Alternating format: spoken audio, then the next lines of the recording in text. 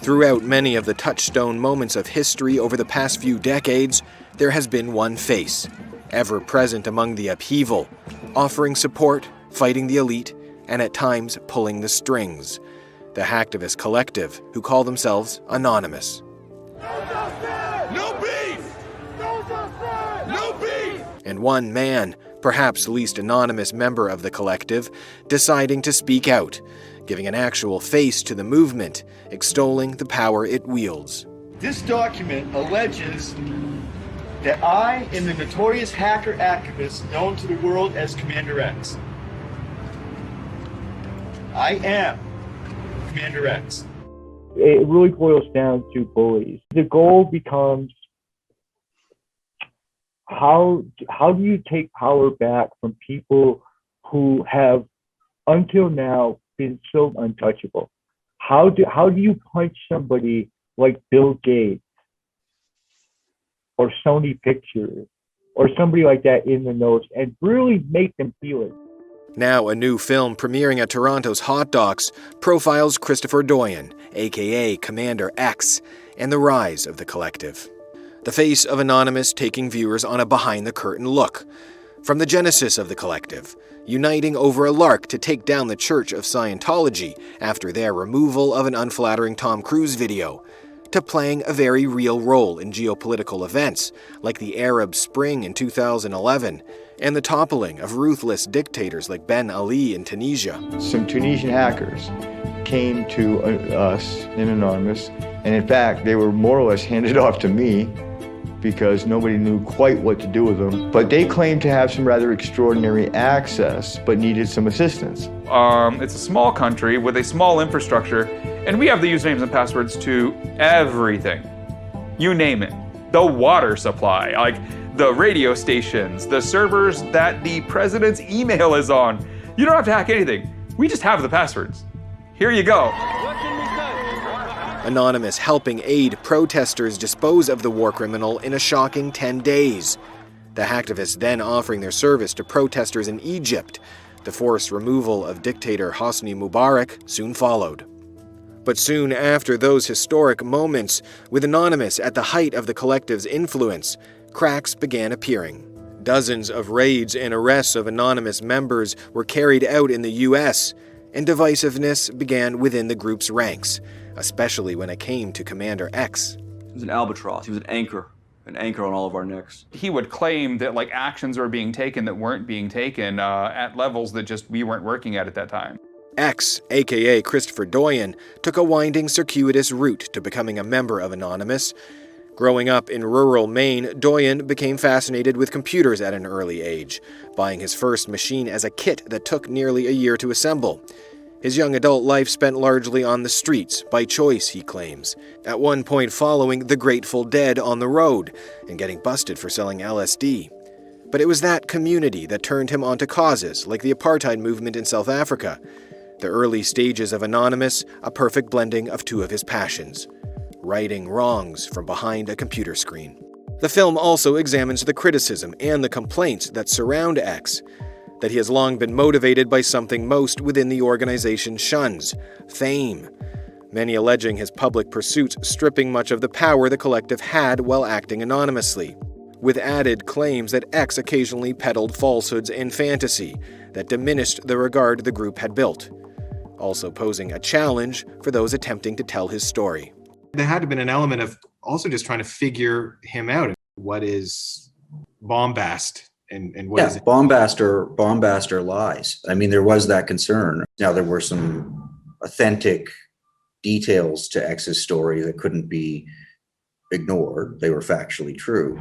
But he was just so full of it and full of stuff that it was just hard to cut through it. So yeah, it was hard. Here's the thing. I guess it comes down to this, Peter.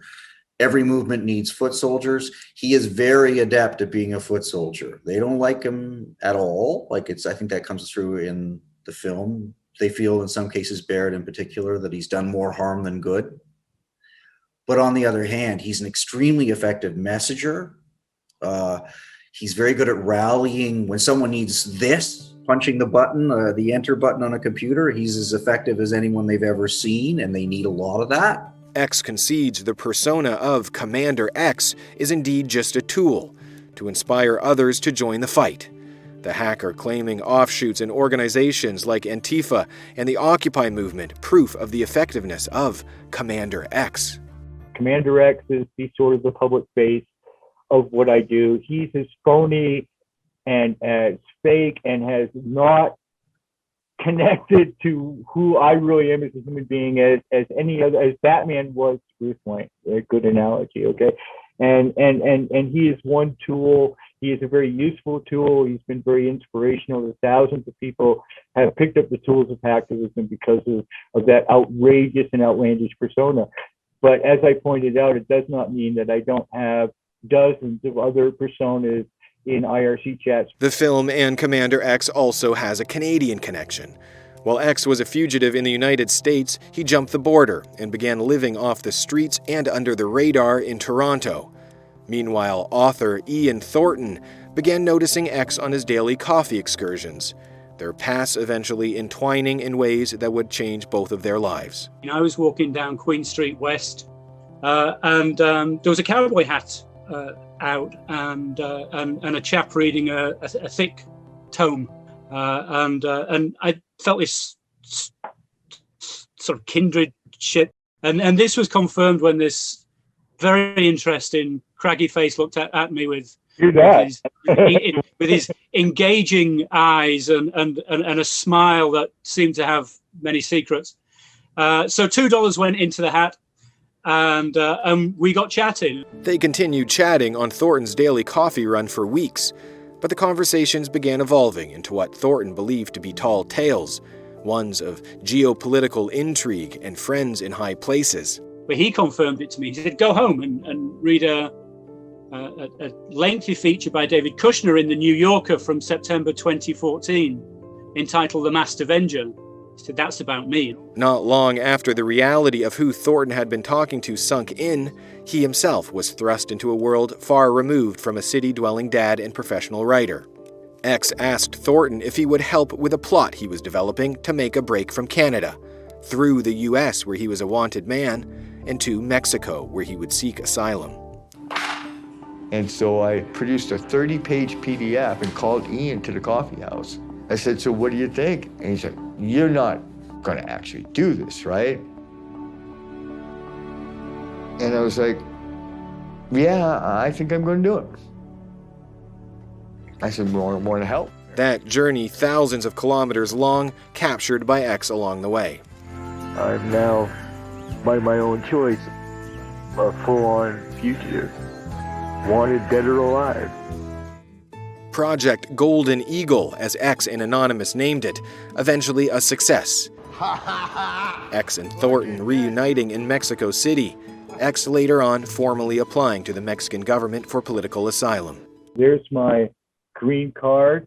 You probably won't be able to read it, but it says on there that I am officially, my status is a humanitarian refugee. Mexico is now home for X, who continues to fight for what he believes in with his unique skill set and connection with Anonymous, helping organizers with the protests in Ferguson, Missouri, and the Black Lives Matter movement.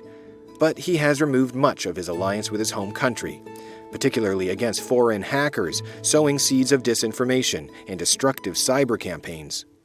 The United States Department of Justice's strategy of making people like me, who people like you can agree are provably, reasonably good, and turning us into enemies of the state. Something far worse is lurking out there. You've got madmen who hate everything and want to truly burn the world to the ground. And I can never go home except in a box. So no, I probably wouldn't come help you.